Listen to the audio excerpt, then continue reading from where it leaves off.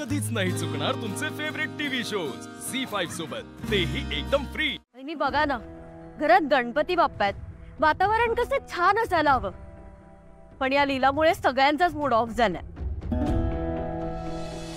मला तर वाटतं ती मुद्दाम कर, तिचा असा गैरसमज झालाय की तिने काहीही केलं तरी एजे तिला माफ करतील। पण बरं झालं एजे तिच्यावरती चिडले आज। नुसते चिडणे नाहीये, त्यांच्या रूम मध्ये जायला सुद्धा तयार नाहीयेत आता। बघितलं, तुम्हाला दोघींना जे जमलं नाही ते मी एकटीने करून दाखवलंय।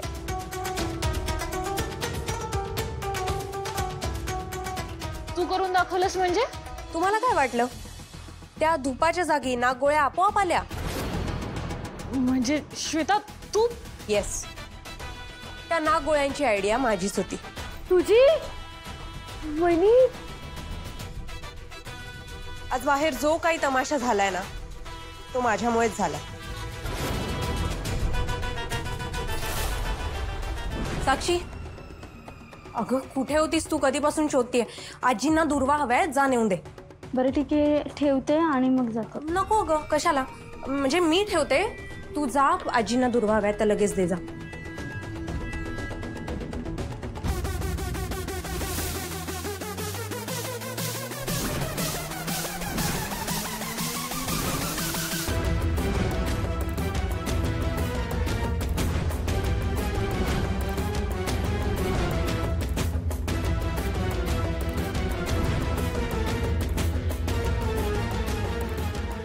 आता बघाच कसा धूम धडाक्यात पार पडतोय जहागीरदारांचा गणेशोत्सव।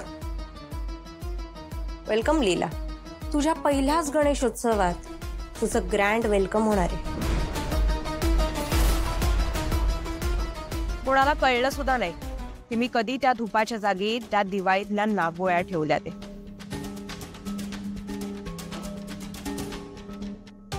खूप हौस होती ना त्या लीलाला पुढे पुढे करायची। बघितलं, तिच्या धुपारतीचे कसे 3-13 केले मी ते। तू असं का केलंस? अगं त्या नागोळ्यांमुळे एजे चिडले, पण आरती कंप्लीट नाही झाली। सकाळपासून किती विचित्र वातावरण आहे घरात।